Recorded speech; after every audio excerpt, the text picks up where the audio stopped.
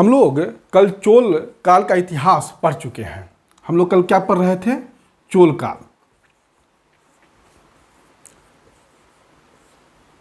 चोल काल के समाप्ति के बाद हमारा दक्षिण भारत का इतिहास, दक्षिण भारत का इतिहास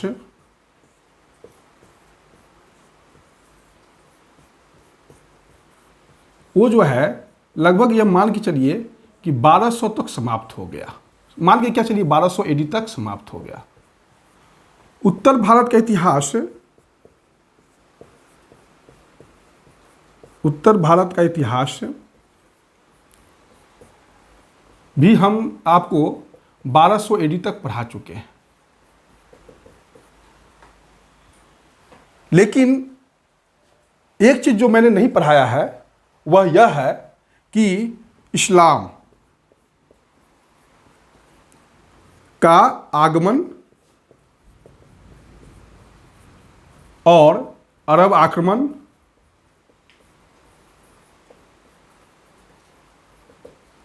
जब 1200 एडी तक जो घटना मैंने आपको नहीं बताया है वह है अरब आक्रमण। अरब आक्रमण के बाद आपका महमूद गजनवी का आक्रमण,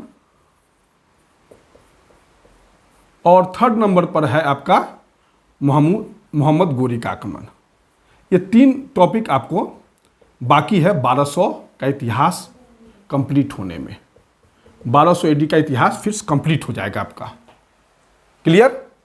आज बोर्ड मैंने बड़ा कर दिया है। आप लोग बहुत डिमांड कर रहे थे कि सर बोर्ड बड़ा कर दीजिए, तो आप लोग के डिमांड पर मैंने बोर्ड बड़ा कर दिया है। अब आप लोगों को दिक्कत नहीं होगा, क्योंकि क्वांटिटी मैं अच्छा पढ़ा रहा हूँ, इसके साथ साथ आपको अच्छा दिखे भी, इसका भी मैं प्रयत्न कर रहा हूँ। खैर, अब हम लोग आ जाते हैं जो है मूल मुद्दे पर। सबसे पहला इस्लाम। अब हम चर्चा करेंगे इस्लाम के बारे में। अब हम क्या चर्चा करेंगे? इस्लाम के बारे में चर्चा करेंगे। इस्लाम, इस्लाम जो है एक अरबी शब्द है। इस्लाम क्या है? एक अरबी शब्द है और इसका अर्थ होता है खुदा के प्रति समर्पण, खुदा के प्रति आत्मसमर्पण।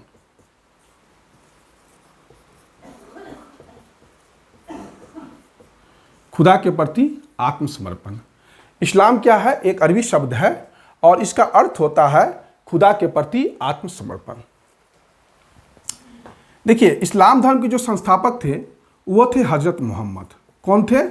हजरत मोहम्मद। और हजरत मोहम्मद का जन्म हुआ था 570 एडी में। हजरत मोहम्मद का जन्म कहाँ हुआ था? कब हुआ था? 570 एडी में। कहाँ हुआ था? मक्का में हुआ था। मक्का कहाँ है? सऊदी अरब में है। सऊदी अरब में।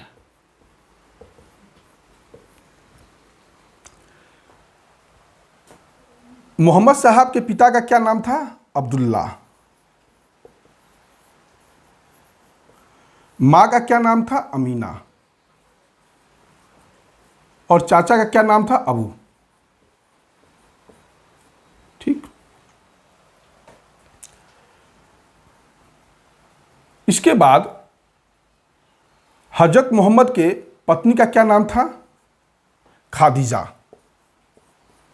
वाइफ का नाम था खादीजा। और बेटी का क्या नाम था? फातिमा। और फातिमा के हस्बैंड का क्या नाम था? अली। और फातिमा और अली से जो पुत्र पैदा हुए, हुसैन, जो हजरत मोहम्मद का नाती था। बात को समझिएगा, हजरत मोहम्मद का जन्म 570 एडी में मक्का में हुआ था। मक्का सऊदी अरब में है। इनके पिता का नाम अब्दुल्ला था। अमीना इनकी माँ का नाम था। खादीजा इनकी पत्नी का नाम था। खादीजा से इनको एक फातिमा नामक बेटी हुई थी। फातिमा का विवाह इन्होंने अली से किया और फिर फातिमा और अली से हुसैन नामक एक पुत्र का जन्म हुआ। यह है इनका हजरत मोहम्मद का वंश वृक्ष। अब कहानी शुरू होता है मक्का में। इनको एक गुफा है, हीरा गुफा। मक्का में एक क्या है? एक हीरा गुफा है वहीं पर ये बैठे हुए थे। तो 610 एडी में एक देवदूत थे गैब्रियल। देवदूत का क्या नाम है? गैब्रियल ने इनको कुरान जो है अरबी भाषा में कान में कहा। तो यहीं से जो है यह कुरान जो उनके कान में देवदूत गैब्रियल ने दिया, इल्हाम दिया, शिक्षा, इल्हाम का अर्थ हुआ शिक्षा। देवदूत गैब्रियल ने इल्हाम दिया जो मोहम्मद साहब को, वही जो है इन्हीं से जो है मतलब इस्लाम धर्म का स्थापना हुआ। कुरान यहीं से आया, जो देवदूत गैब्रियल ने मोहम्मद साहब के कान में कहा अरबी भाषा में, उसी को कुरान सबसे पवित्र पुस्तक है। इस्लाम का अगर सबसे पवित्र पुस्तक कौन है तो कुरान ही है। 622 एडी में मोहम्मद साहब जो है सब परिवार कहाँ चले जाते हैं? मक्का से मदीना। मक्का से मदीना।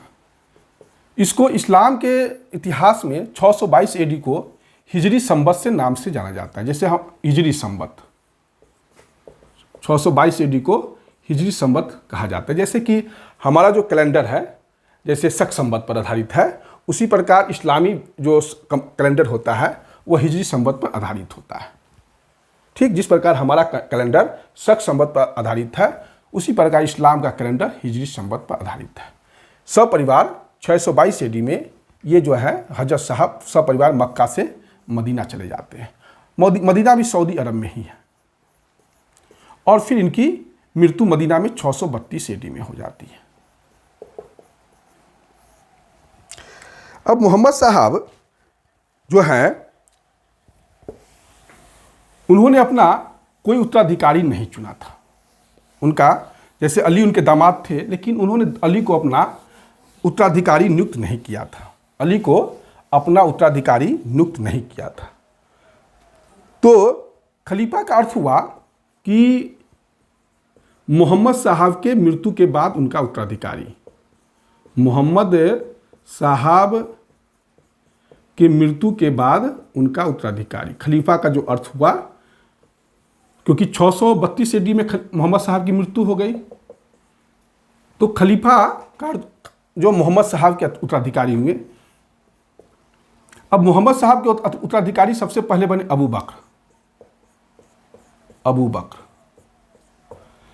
अबू बकर के बाद बने उमर। उमर के बाद बने उस्मान। ये तीनों जो थे मोहम्मद साहब के नज़दीकी रिश्तेदार नहीं थे, लेकिन इस्लाम धर्म के योग्य व्यक्ति थे।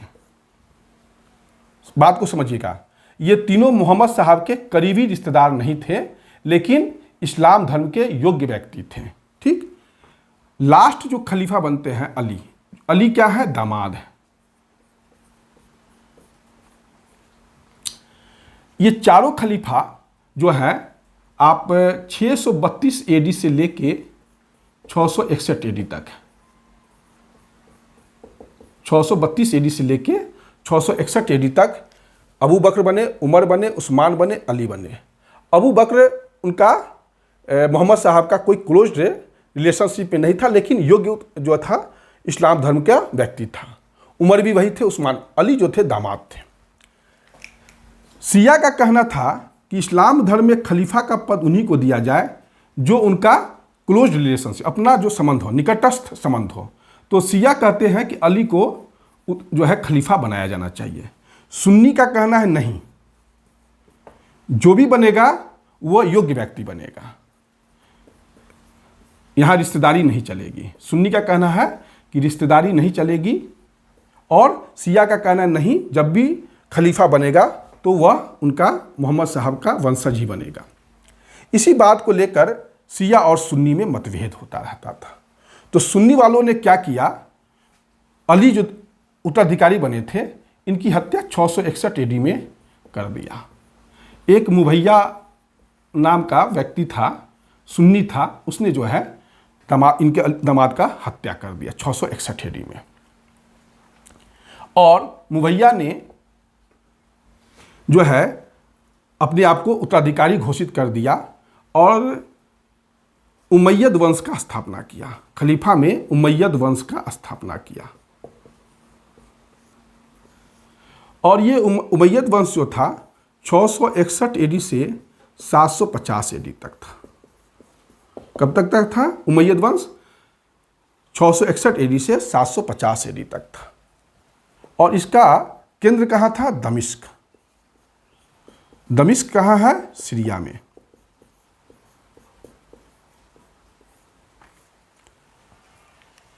तो ये आपका उमैयद वंश का है। लेकिन उमैयद वंश भी 750 एडी के आसपास समाप्त हो गया। उमैयद वंश भी 750 एडी के बाद आसपास समाप्त हो गया और इसका स्थान ले लिया, उमैयद वंश का स्थान ले लिया खलीफा अबू। खलीफा अबू।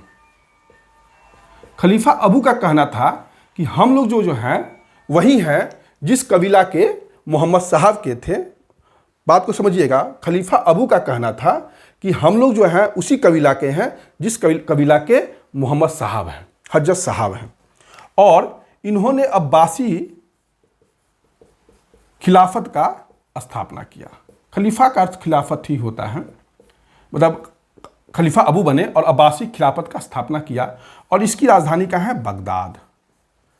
अब सीरिया से खलीफा का केंद्र कौन हो गया? बगदाद। बगदाद कहाँ है? इराक में।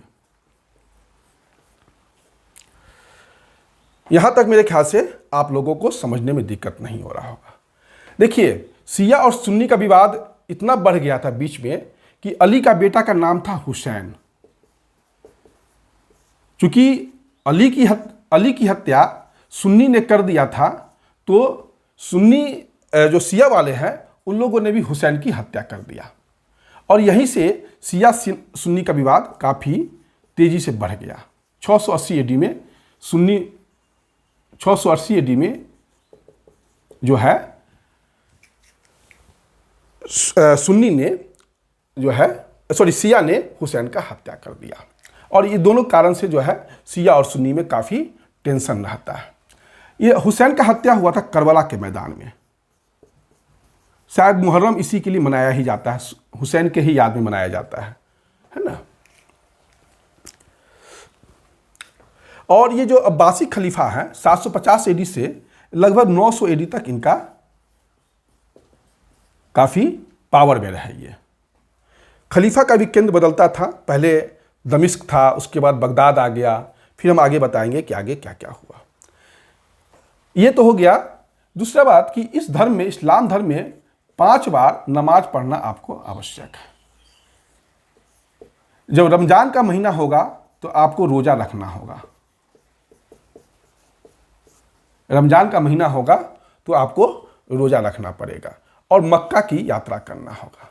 मक्का जो रमजान के महीना में आपको मक्का जाना होगा। ये सब जो है इस धर्म का कुछ इंपॉर्टेंट चीज़ है। और इसमें एक ही ईश्वर की बात की गई है। ये एक ईश्वरवाद पर बात करता है, एक ही ईश्वर की बात करता है। तो यह हो गया आपका इस्लाम धर्म के बारे में बेसिक जानकारी। यह इसलिए मैंने जानकारी दे दिया इस्लाम धर्म के बारे में, यह पाठ्यक्रम का हिस्सा नहीं है, लेकिन आपको जानना चाहिए क्योंकि ये एक ऐसा धर्म जो मक्का में हुआ, मक्का में इसका जन्म हुआ और बहुत शीघ्र ही इसने जो है आप कह सकते हैं कि दक्षिणी यूरोप, उत्तरी अफ्रीका, पूर्वी अफ्रीका से लेकर पूरा अरब प्रायद्वीप लेते हुए भारत की ओर बढ़ते हुए, और ये जो है आप कह सकते हैं कि दक्षिण पूर्व एशिया जो मलेशिया वगैरह तक पहुंच गया और बहुत शीघ्र ही अब पहुंच गया। मिस्र और सीरिया तो इन लोगों ने 680 में ही जीत लिया था, इस धर्म के लोगों ने। तो इसलिए जो है इस धर्म के बारे में कुछ आपको मैं बेसिक जानकारी दे रहा था। मेरे ख्याल से यहाँ तक समझने में आपको कोई दिक्कत नहीं हो रहा होगा। क्यों शिया सुन्नी का विवाद है यह आप समझ गए होंगे, क्योंकि सुन्नी का कहना था कि इस्लाम धर्म का कोई भी योग्य व्यक्ति खलीफा बन सकता है, लेकिन शिया का कहना है नहीं, जो मोहम्मद साहब के वंशज है वही बनेंगे। और यही बात के लिए सुन्नी जो धर्म के मानने वाले थे उन्होंने अली की हत्या कर दी और जो शिया धर्म को मानने वाले थे, उन्होंने अली के बेटे हुसैन की हत्या कर दी। और यही करबला के मैदान में हुआ था। और काफ़ी इस बात के लिए लेकर जो है इन दोनों धर्म के बीच के अनुयायी के बीच टेंशन बना रहता है। अब हम लोग आते हैं भारत पर अरब आक्रमण। जो हमारा टॉपिक है, पाठ्यक्रम का हिस्सा है, वो भारत पर अरब आक्रमण। ये टॉपिक जो है मुख्य परीक्षा का काफ़ी इंपॉर्टेंट टॉपिक है, लेकिन हम लोग यहाँ पर प्रारंभिक परीक्षा के दृष्टिकोण से ही अध्ययन करेंगे। भारत पर जो अरब आक्रमण हुआ है वो 712 AD में हुआ है। मैं एक डेट और लिख रहा हूँ, 711 AD। BD महाजन एक इतिहासकार थे, उन्होंने 711 AD कहा। और हरिश्चंद्र वर्मा जो है इतिहासकार हैं, वो कहते हैं 712 AD। भारत पर अरब आक्रमण। तो जब भारत पर अरब आक्रमण हो रहा होगा तो उस समय कौन सा खलीफा होगा? उमैयद खलीफा। उमैया वंश का खलीफा।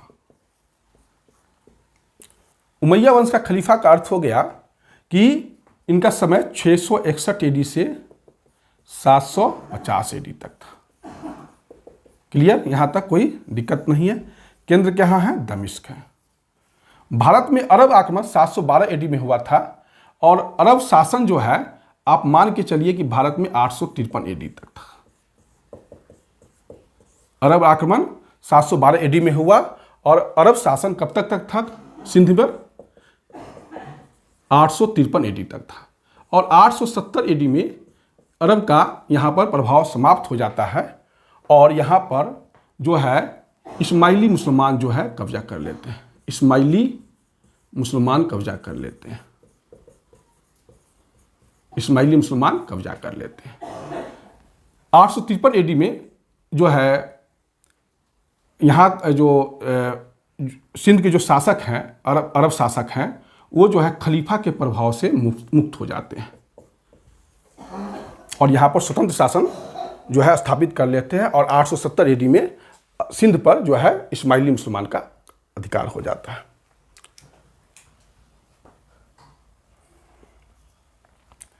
देखिए, अरब आक्रमण का वास्तविक कारण क्या था?